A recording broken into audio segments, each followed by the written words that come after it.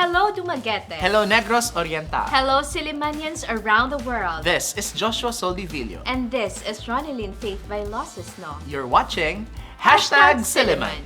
For #Silliman updates, with the recent approval of the construction of the library transformation, we would like to inform everyone that the physical services and space of the university main library will be temporarily relocated to the Silliman University Gymnasium upon the recommendation and approval of the VPAA. This is to ensure that the SU library will still be able to serve the Silliman community and to avoid disturbance of the ongoing construction.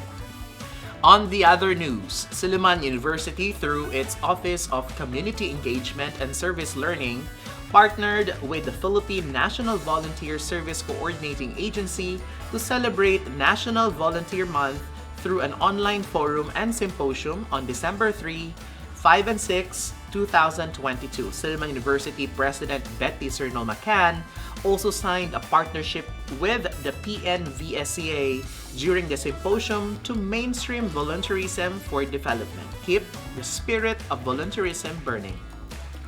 Meanwhile, the Silliman University community mourns the passing of Dr. Romeo P. Ariniego, an esteemed cardiologist, medical professor, and philanthropist. He was a 2010 Outstanding Sillimanian Awardee in Medicine and the benefactor of the Dr. Romeo P. Ariniego Art Gallery and the Romeo P. Ariniego Scholarship for Medical Education. That would be all. See you next week for another set of #Silliman updates. Good evening, everyone. This is a magazine program that talks about different aspects of Silliman University. A program initiated to discuss matters concerning the campus by the sea. This is #Silliman. Mayong gabi sa tanan, Sillimanians and friends of Silliman around the world. It's Monday night again, and thank you for choosing us as your Monday night company. And of course, we are now right here at the Silliman University Library, which I see a lot of people so busy transferring here at the main library, going to the Silliman University Gymnasium as we do a massive transformation this year on. And speaking of transformation, 2023, new year, that's also an additional year for Silliman as it continues to provide quality education. More than 100, I think this is going to be our 123rd year on, am I right? I think 24th. 24th. So if that's the case, then more than 12 decades of building competence, character, and faith. And speaking of transformation and years of service, Silliman University continues to make stories of transformation in the different aspects of the lives of our students. And tonight, we're so happy to have living testimonies to these transformations. I'm speaking about our university scholars, Ron. And I'm so happy because we have our former university scholars and we have our current university scholars joining us. Why don't you introduce them, Ron? Yeah, I'd be happy to introduce them, Josh. Let's start first with a second-year BSEd, Bachelor of Science Education, major in Social Studies, Mark Angelo Cadungog. Yes, good evening, ma'am. Good evening, sir. Thank you for having us. Welcome, Mark. We also have here with us tonight, an Office System Administration 5th-year student, Mary Florence Andales. Yes, good evening, everyone. Hi. And we have here the Bachelor of Science, Bachelor of Special Needs Education, 4th-year student, Fretche and Abalos. Is Hello, that right, ma'am. Fretche? Yes, ma'am. Fretche.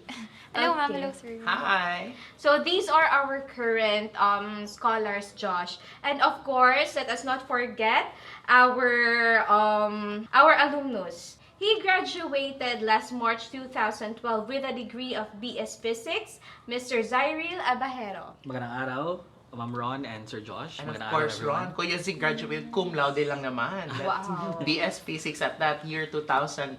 And of course, it's also my honor to introduce to you tonight the head of the Student Scholarship and Aid Division, ang ate ng lahat, ate ko, ate nyo, Ate Dora Sagun. Hi, good evening everyone. Thank you for having us. always a pleasure to have you here, Ate Dors. Murag suki na ni si Ate Dora sa hashtag Silliman. So, I think our guests for tonight, Ron, are very serious, you know? Yeah. When it comes to studies. Yes. Let's loosen up a bit. And I think it's good to begin our conversation with your impressions of Silliman University before you enrolled here. What were you, when you heard of the word Silliman or Silliman University, what comes to mind?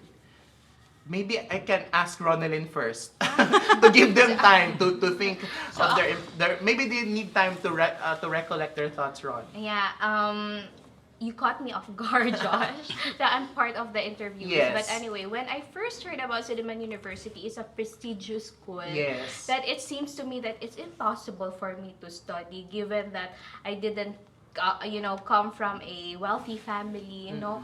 When it comes to Silliman University, I think the tuition fee there is expensive. So, we need scholarships and all. Right. No, and it is also known as a school that is producing a lot, that has been producing a lot of successful Yes. individuals, and Right. it's a whole person education. So I thought that it's so far out of reach for me to really go inside Silliman University, So with God's grace and with God as an ultimate provider, Right. and of course with the help of my parents, I was able to enroll here in Silliman University, and it's not impossible, although that I you're know. poor, it's not really impossible to study in Silliman University if you're just hardworking, Yes. and if you have the intelligence and the dedication to finish your studies. Definitely. It's not really impossible. Silliman University is for everyone, Right. Not And just for those who have money. on that note, Ron, let's hear if they have similar impressions with you before. Perhaps Kuya Z can Yeah, I start. think she already said everything. No, for me back then, I can remember it that Silliman, it was really a prestigious school. So it was like the top school here in Dumaguete, and in fact, I can remember during our time, we call Silliman. We have this parang tagline na it's the UP of the South. Although we want to have our own name, as Silliman University, but it was really a prestigious school back then. So, and I knew back then that my parents could not afford it if not for the scholarship, for Right. sure. So I'm very grateful for Portal Scholarship and Silliman University because I was able to study here in Silliman through the scholarship. Yeah, we'll talk That was given. about your scholarship in a little bit, Kuya Later Z. on. Yes. I'm interested to know the impression naman of our office management student. Actually, I heard of Silliman University at an early age. I think I was around 7 years old because my late grandmother actually supported my studies in the elementary years. Okay. So when I heard of Silliman University, I thought of it as a prestigious school. It has an expensive tuition fee, so I thought, this school is the school of my dreams, and Okay. the rest will happen. Wow. Say it and it will happen. How about you, Mark? I think same with Ate Rona and Kuya Zai. I never knew Silliman at all because I came from Mindanao. And so I came here in Dumaguete City 2016. And there I knew Silliman because my two ates, which is I considered them ates, and actually they're my father's cousins. And so they're all Sillimanians. And so when I heard that when they applied for a job, walay duha-duha dawat dahin sila because they're Sillimanians. And that's the time that I got interested to study here also at Silliman with the help of the scholarship also. Because my family is less fortunate to send me here at Silliman. So I'm so grateful for the scholarship that the Silliman had given me. Yes. How about you, Fretche? Well, I have quite the same impressions, nila, about Silliman. But then, as for me, I think at first kay more out of reach jud siya namo, like knowing the situation of my family, then the school, the prestigious university here in Dumaguete, I think it's out of reach. But then my parents also supported me. So I also did my best Jud to also kanang dili na sila pa huna-hunaon about how to fund my education, since this is my dream school also. So I did my best and God provides. So I am here now. So, Amen to that. Amen. So, I think Ron, common to all our responses is that Silliman is really a prestigious university to be in, and at the same time, it is truly an edge when you are a Sillimanian, right? Because you walk with that Silliman spirit, kumbaga. Yes, that's true, Josh. Because we are in the presence of scholars, no, and we are now starting the second semester, and one of the most common things, problemahon dyan siya sa mga parents and also students, is that the tuition and school fees. And I would like to ask Ate Dora, what are the scholarships and grants available for our students and who are eligible for those scholarships, before we actually ask our scholars here about their experiences, no? Let me start by saying, usually the big scholarships are really awarded during the first semesters. So, and if they continue to maintain the requirements of the scholarship, then they continue to be recipients of the scholarship. In the second sem, we don't really have big scholarship unless new scholarship would come in. So what we usually do in the office is, after the enrollment and after all the scholars in the first semesters have already enrolled, we try to look into the remaining funds. And that's when we open the other scholarship. But normally, it's just a grant, not as much as full scholarship or, let's say, full scholarship and school fees. But we do have several in the first semester. Right.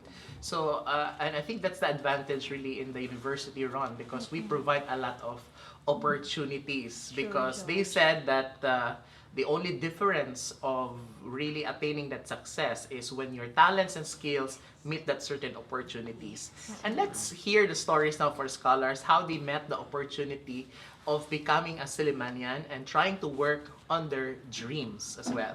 So let us begin first with Mark Angelo, because Mark Angelo actually is a student of mine at the College of Education. So Mark, can you share to us how you met that opportunity to become a scholar in the university, and perhaps some personal experience that you can share to us?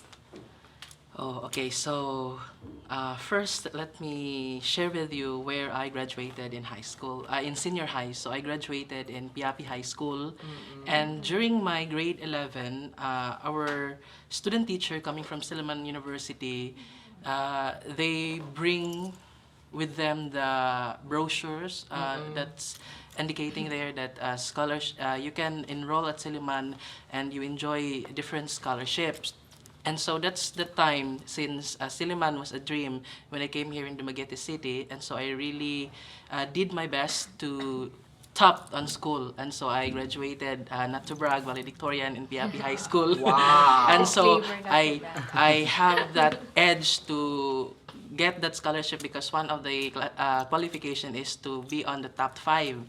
And so applying for a scholarship was not easy also. I remember it was online pa eh. So I remember that sayop nga link ang akong nasendan. Oh, And so no. I waited for that deadline na ana nga day an ako wala lagi ko email. And so I emailed Ma'am Sagun, and luckily she was responsive naman. Always. And ana siya nga sayop dahil nga link, it's for 2019-2020 na link. Oh no. And Ma'am Sagun is a very considerate person, and so I'm really thankful nga gi-consider niya ang akong application.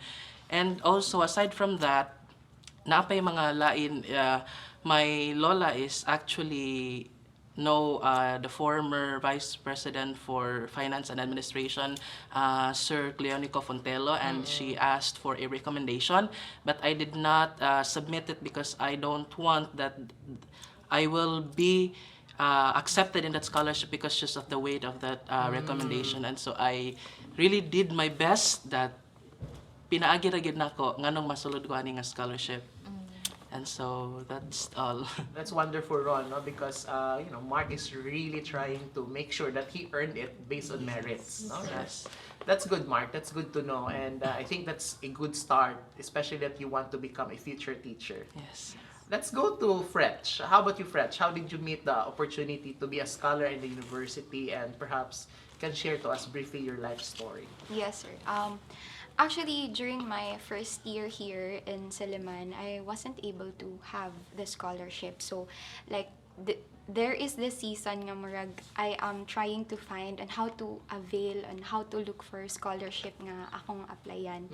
So, during that first semester, I was able to observe pod sa mga experiences sa others pod nga koan, and so I was able to get the academic honor.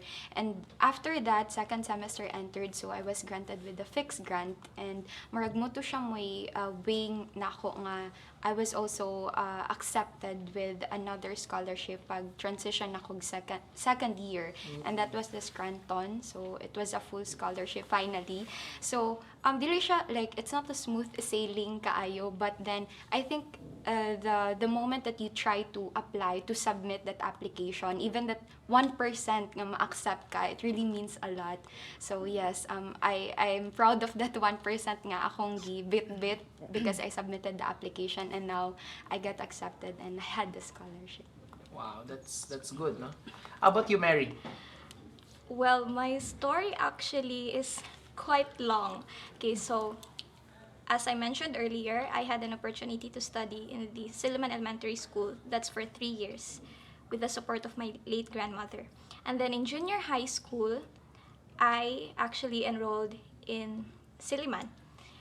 That was because my previous teacher, Ma'am Ahir, actually encouraged me to enroll. And then, but I was actually enrolled na in Science High School.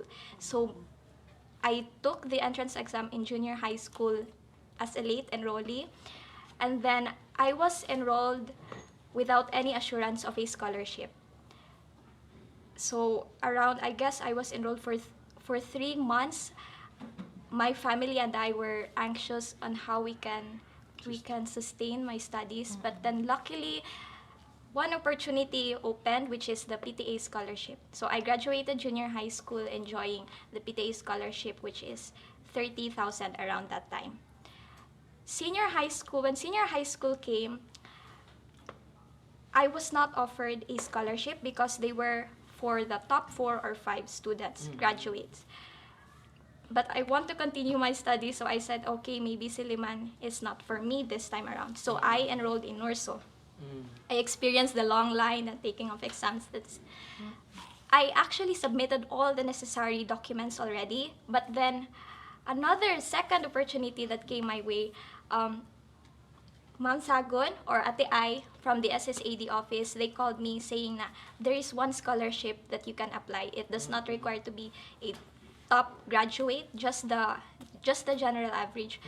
So I actually took back my So you were already at yes Norso? yes I pulled out the documents and then enrolled in Silliman. So I enjoyed the Saay Surigao scholarship. For college, I applied again for another scholarship, and thank God I was granted the Josefa del Carmen scholarship. But then there was some family problem that affected my attendance, and then also I experienced some issues with my grades, and then I took the sem off for the second semester. During that time I was lost, but then the third opportunity came, the office again, they called me again and then offered the scholarship, which is what I'm enjoying now, the EWSG. That is the expanded work study grant. So that's my story. It's quite long. From junior high school to college, I enjoyed four scholarships. Yes, so I'm very thankful for the university, the SSAD, and all the individuals that have helped me. Like, it's like, I don't know if I'm just really thankful na murag Silliman and me murag meant to be ba? Yes, there are a lot of opportunities dyan na murag made me realize na they continue to murag para jud mabalik jud ko sa Right. Silliman. Silliman. So that's And what I'm I very think that's the grateful. good thing about Silliman, Ron, because we truly are a portal, no, to to these dreams, and we provide these opportunities. And I think the fact that you were really offered these scholarships successively, I think you really deserve it, and you work hard for it. Now, Ron, we have an alumnus here. Perhaps he can still recall hope so. how he got How his many years was scholarship. that? I think that was 14 to 15 years ago Yeah. when I applied for a scholarship. So I graduated 2008 at Negros Oriental High School. So how did I got the scholarship? As far as I can remember, I came through the Dream Makers project of Pathways Youth Group. So it's an organization, a volunteer organization, right? For that will, one of the projects that they had was Dream Makers project, wherein they will give opportunities to financially challenged but deserving students. So I remember I was very nervous during that time because there was a panel interview. Yes. And among all the candidates, I was the only one who didn't graduate valedictorian. So I was scared maybe I will not be accepted because of that. But luckily, 3 of us were forwarded to the scholarship division. And then there was also another set of interview. And then I still can vividly remember the questions that were asked during that time. Like, how many appliances do you have at home? How many How many- appliances did you have that time? Can you still we recall only, your answer? I think we only have a radio and a TV and one small refrigerator during that time. So, and then if you have cars or vehicles, so those were some of the questions. It was Ma'am Edna Kalingasyon who interviewed me during that time. And luckily again, I was accepted with a Portal scholarship. So it was 75% were tuition, and then 25% I had to work for it as a student assistant. So yeah, I think that's how I got it. And then eventually it continued. I was able to maintain it for 4 years until I graduated. No, Josh, it's really nice listening to their stories, no? I'd like to ask Ate Dora about how does the SSAD office support these dreamers, no? How do we extend our helping hands to them? Yes. And why do we give so much opportunities, especially Silliman University? Why do we give so much scholarships or grants to the students? But before you answer that, Ate Dora, let's have first a short break. Let's listen to the answer of Ate Dora after Silliman, #Silliman returns.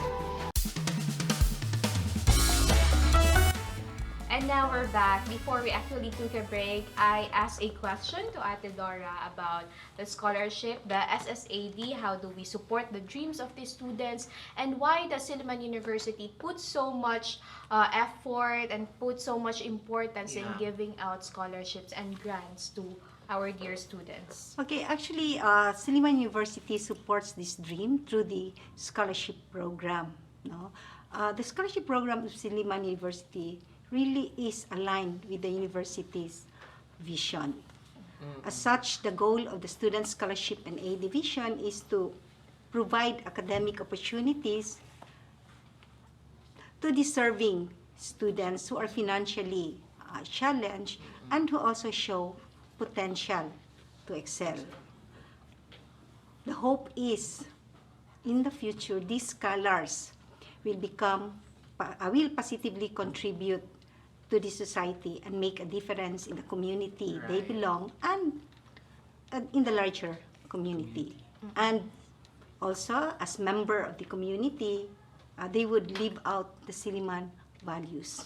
So that's precisely why we really, Silliman University gives so much importance to providing academic opportunities to our students who are financially challenged. So the office actually, we help them by monitoring also their progress and providing them assistance whenever they need it. All they need to do is to let us know. No? So we always tell scholars that if you are having problems with your subjects, let us know and we can find people to actually do peer tutoring. So it's one way of doing that. Now, it's one way how we help students. Yeah, and I think, Ron, that's really one thing also, that once given an opportunity, you really have to work hard to maintain it, right? Yeah, and it's not just the students who are working hard, but also our officers. No, imagine, the story of Mary when she's about to enroll at some schools, and then another opportunity came, and then follow up by Ate Dora. No, everyone is really working for these dreams to, for these dreamers to reach their dreams. Yeah, definitely. And that just shows that our services at the university, when you come and join us, is really something very personalized, something that is, really fit to your needs, diba? So, let's talk about, because Ate Dora mentioned about having that expectations to live the Silliman values, at the same time to be contributory to the society at large. And it's so good because we have an alumnus here. Yes. Kuya Z, can you share to us your story after Silliman? Yes. Okay. What happened after Silliman? Oh, I'll start with by the time that my plans slightly Sure. changed. Yeah, Sure, Would that Casey. be okay? Go ahead. So, yeah, I took up BS Physics with emphasis in computer application. So, it was really a hard science course. And while I was in the university, I was so involved with the community organization, in event organizing, also in the student government, which made me realize that I might be led to a different path, which is why after graduation, I didn't apply for anything related to my course, to be Wow. honest. Yes, I applied for a community. Technically, it's a foundation. It's the foundation of Ayala, Ayala Corporation. So I wanted to really do volunteer work. Yeah, so that was my first work. Yeah, I was working and I was handling education-related projects in the Visayas. Okay. And somehow, maybe the reason why I decided to get that job, it's because of the influence by my experience. I mean, by the experience I had here in Silliman University. Yes, because I was so active with the student government, and then also outside of the school, I was so active in the community as well. We handle leadership trainings like that. So I wanted to make a difference. That's precisely the reason why I applied for a job in the foundation of Ayala. So that was my experience. That's how I started. Yeah. So and just then- for a timeline purpose, so this was 2000. this was 2012 to 2015. So that's Right after roughly 3 graduation. years. Yes. So you worked for Ayala 3 years, and Yes. then And then Of course, coming from a between poor to middle class family, I would not say poor because of course I can still eat 3 times a day, but life was really hard back then. Like I can remember during our college days, our normal lunch and dinner would be 1 egg and 1 pancit canton. Yeah, here in just Yes. Silliman, Go to the Ninings. Jalolis, I think Jalolis. Jalolis was Yeah. around during that time. So life was really hard, and but so that's why after while I was connected with Ayala Foundation, though I was earning at the same time doing some volunteer work. I realized that if I wanted to help my family really, so I wanted to alleviate our situation. Right. So if I continue working the foundation, I'm only earning roughly around, I can remember my first salary was I think 13,000 during that time. And if you're outside of Dumaguete, that's not enough because you have the Yes. rent. Yeah. Cost of living Is higher. also high during that time already.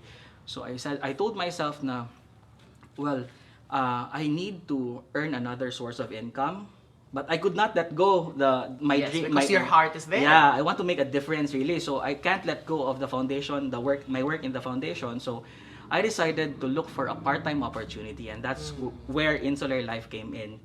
So I started working as a part-time financial advisor. We offer different financial advice to our clients and also insurance advice.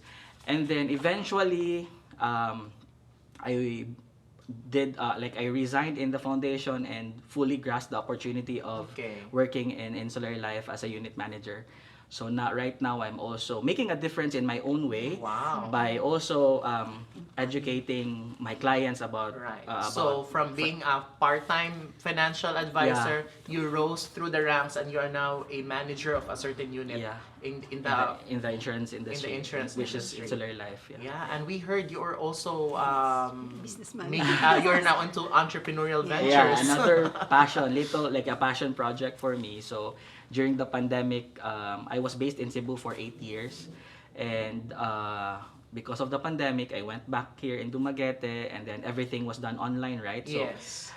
I was looking for something that will make me busy while I was at home. So I started studying. I attended like several classes related to milk tea making, coffee making, and that's where it started. So August of 2020, I opened my very first branch of Feng Wang Tea and Cafe. Wow. Here. Ron, we know where to It's go. a small, it's a small cafe in Bantayan, and then right now we have another branch in Bagakay and in Valencia. Wow. And hopefully we're opening one by February in Bais as well. Wow. But it's a small cafe, so Yeah. it's also good for students when you want to study. So maybe you can also visit Promotion. our cafe. But I'll give you discount. listening to Kuya Z's journey of just having this anxiety before you did not graduate compared to the other interviewees, and finally you got in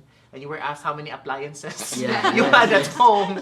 Now you have the number now is more on how many branches you have of your cafe, right? So that's a real quick turn of events, right? And I want to highlight that part of who I am or what I have acquired through time, Insular Life, where I am now, which is Insular Life, part of that was really the experiences I had here in Silliman University, all the learnings that I got. No? So, because of course, I think the mission of the company was, the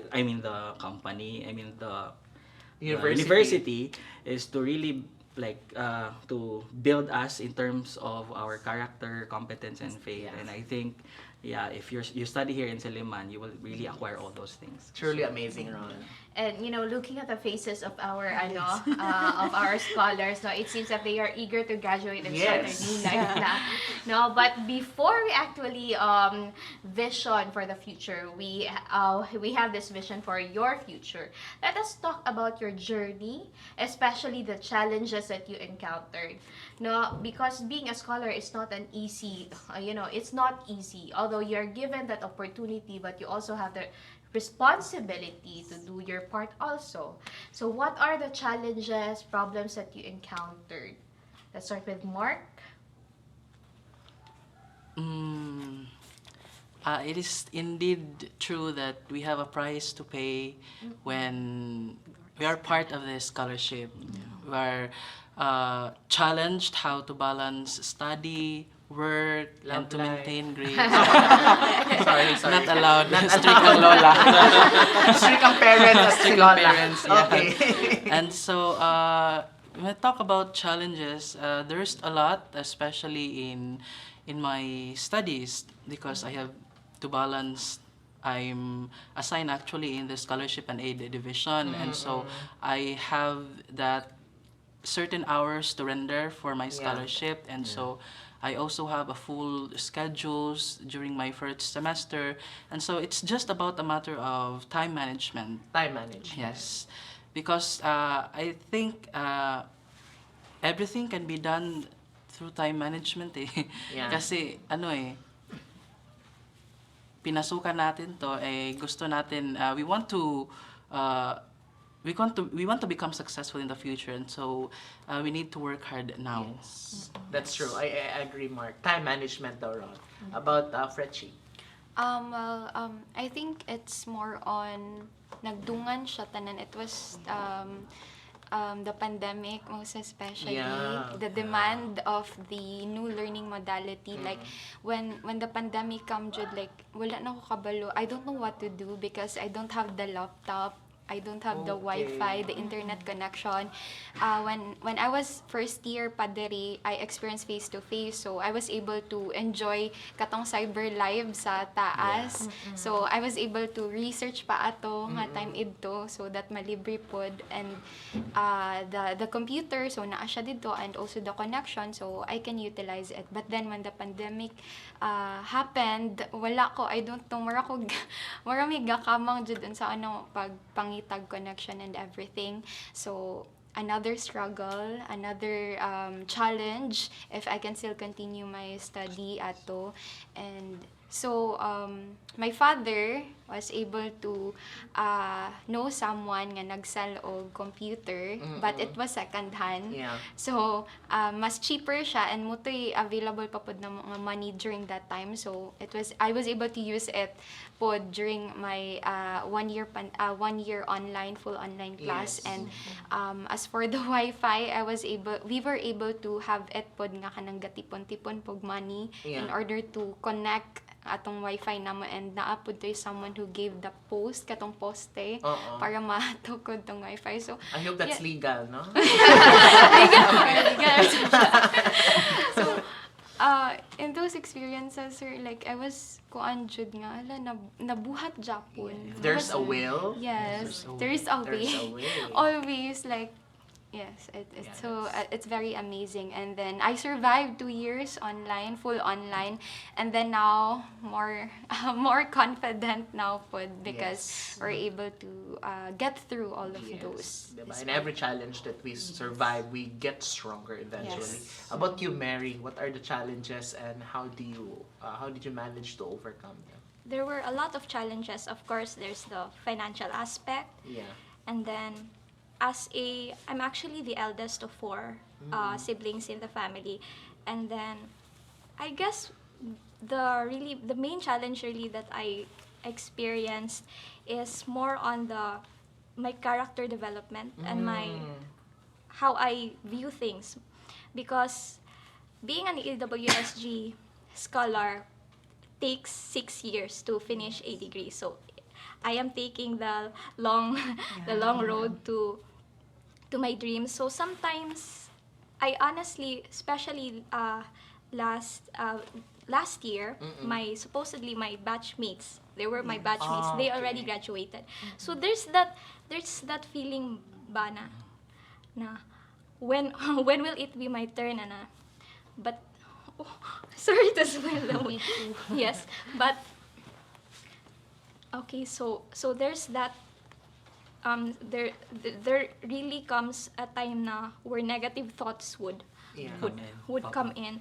So as a scholar and as a student assistant, I need to remain positive since I actually learned to be more to value the kanang patience, jud, Patience, persistence, true. yeah, and then gratitude because this scholarship was given to me as as a second chance now Yes. to reach my dreams.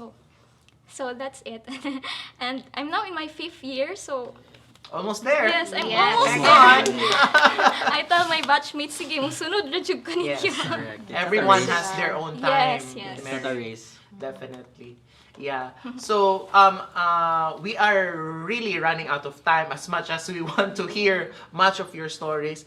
Ate Doors, just a quick question for you. So, since, given this, you have these scholars who are really willing to finish their studies. On a personal level, Ate Doors, what is the thing that you're also learning from them? Because, of course, they learn a lot from you. You give them pieces of advice. But at the same time, what's that major thing that you learn from the scholars that you interact with through the years? I think looking at them, no, I mean, it's not that my life is easy, but it's much easier compared to them. So it actually, I'm a psych graduate and I taught psychology in the past, but I think it develops more my empathy for the scholars, and it also made me realize how privileged I am, and in my little ways, I try to help them, assist them, Thank you, no? Ted. I mean, in actually, no, obtaining or achieving their dreams. Yeah. It's really a heartwarming, warming conversation. Yes, Ron, and it's so hard to hold back our tears. Yes. And maybe to culminate our conversation for tonight, perhaps they have messages. There are things that you'd like to say to the university, to key persons that you'd like to acknowledge in your journey here in Silliman University. Let's begin with Kuya Z. Okay. Ako, I'm really thankful to Silliman University, to Ma'am Roda for inviting me, and to Ma'am Edna. In fact, siguro I will just give advice to the current scholars Yes. now. One thing that if there are 3 things I can advise now, one would be, I know that you're very smart already, so that's not a question. You're very focused with your studies, but never forget to enjoy your college life. So you have to live a balanced life, like enjoy every aspects of the university life, not just in academics. Also enjoy other extracurricular, because that's where you're going to learn a lot and get a grasp of what the real world is. So yeah. So, and third would be, it's okay that if you haven't figured it all out now. Like in my case, diba, I studied physics, but I ended up in a different industry. So it's okay if that happens, because of course there are things that will change along the way. As long as you're genuinely happy with where you are now, or later on, I mean, and as long as you're still passionate about the job that you're in, then that's still fine. No? Yeah. Okay, thank you, Kuya Z, for your pieces of advice. Very invaluable to all of us. Fretche, what is your message to the university? There are people that like to specially mention. Okay, first of all, I would like to say thank you to Scranton Women's Leadership Center for this scholarship. Really, it's really a very huge opportunity and blessing for me, not just for me but for my family also, and of course soon for my community, for our country also, because that's what the scholarship actually believe in. Like by educating me, they are not only educating me as a person, as an individual, but it's also educating my family, my community, and also the country at large. So I would like to say thank you so much for SWLC for that, and of course to Ma'am Rod for really seeing my potential. Like of all the applicants, no, I was able to really be selected to be deserving of this scholarship, and for that I'm very much grateful for Ma'am Rod for seeing my potential, and for Ate I also for working hard na i-prepare everything for us, and of course to my family for always being there for me, supporting me all throughout. Thank you so much, and for my friends and for also my co-scholars. So I also gain inspiration from them na despite all the challenges that we are facing, it's still possible to continue, and it's very important to also do our best and to make this scholarship more worth it, and we really deserve it also. Yes, thank you, Fretche. Mark? Before I would like to thank everyone at the university, I will just share just a little bit of my story just to give you an emphasis on how grateful am I to the university. I don't have a chance to meet my mother because 2 months after I was born, she went for abroad and nowhere to be found thereafter up until now. And so my father also has his own family, and the grandparents that took care of me died already. And so I would have thought that I kuan na taga bukid like me, because I came from Mindanao, from the mountains, will step his foot on such a prestigious school. And so I am grateful to the Silliman University and to my donor, Dr. Loreto Calibo Subong, and to Ate Dora and to Ate Ai, who is very considerate and patient to all our queries when we go to the office. Thank you very much.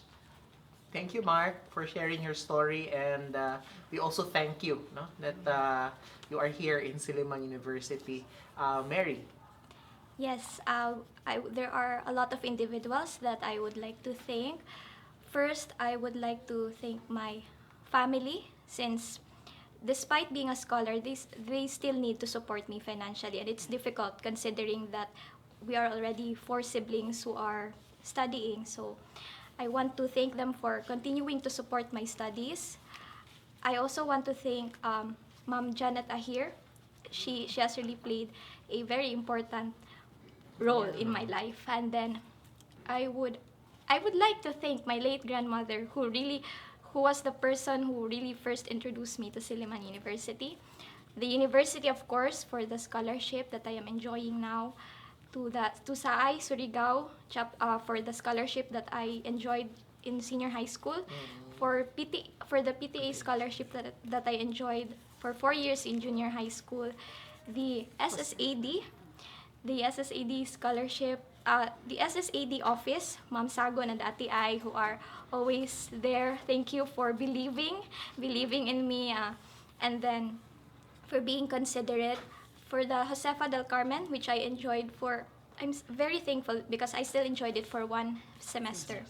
And then I also want to thank Ma'am Edna Kalingasyon, because I am a student assistant in OSS in the ID room. She has also been very supportive of me. To the OSS family who took care of me, and to everyone whom really helped me. There are a lot of people who really helped me, relatives and even parents of my schoolmates, to be honest. Wow. Yeah. So Ron, just full of gratitude, Ron. Ate Doris, what's also your message to our scholars? To the scholars, continue to do well, to do your best, and prove that you are worthy of the scholarship afforded to you. I also would like to take this opportunity. On behalf of Silliman University, I would like to say thank you to all the donors for continually and generously supporting the scholarship program of the university that paved the fulfillment of many dreams. Thank you, Ate Doris. Ron, we really are running out of time, but I think the perfect way to end this is to really give our hashtag POTD, our bullet of the day. What is your bullet of the day, Ron, in our very heartwarming conversation? You know, Josh, I have a lot of key takeaways with this conversation. And if there's one thing that I want every one of us to remember, is just hang on, because in your battle towards, reaching your dreams, surviving each and every day of your life, no, you are not alone. Because in one way or another, directly or indirectly, God will send instruments that will help you sustain yourself or help you overcome whatever challenges or problems. God, as the ultimate provider, will send people who will become instruments, who will become inspiration, not just inspiration, but who will help you get through it. No, so you are not alone, and hang on and continue to have faith, because with that faith you will gain strength in surviving, and of course just continue living your life, no, because you are really not alone, and hang on, and please don't don't forget to have a grateful heart, because in this life, no man is an island, and we have to acknowledge that it is not just our efforts, not just our intelligence that is really responsible for what we are now, for what we have now, but we will not become who we are today without the help of the people around us. Amen. How True. about you, Josh? Well, a lot of things to ponder for this episode, but yeah, I think we are all waiting for our perfect timing, and there are times that really tempt us and will make us question life. That why are others ahead of me? Why do I feel left behind? Similar to the sharing of Mary, but according to Desiderata, there will always be people that will be less and greater than you, and you just have to stay true to your core, acknowledge that you are gifted in your own ways, and they say that patience is not about how long you wait, it's your attitude while waiting. So soon, you have your own ship, and that ship will sail when you're ready. So hang on and be patient. Daghang salamat for joining our episode tonight. I hope you enjoyed this heartwarming conversation, and to God be the glory. Hey there, Sillimanians and friends of Silliman! Daghang salamat for joining another episode of #Silliman. Support our Facebook page by liking, sharing, and commenting on your favorite episode. We also have a YouTube channel. It's called #Silliman. Don't forget to click the notification bell for you to be updated with our recent posts. Kita-kits! And catch us at Phil Products every Monday at 8 p.m. and replays will be shown every Tuesday before the noontime news and every Saturday after the noontime news. This has been Ronelyn with Vailoces-No. And Joshua Soldivillo. Until next time, only here on #Silliman! Bye!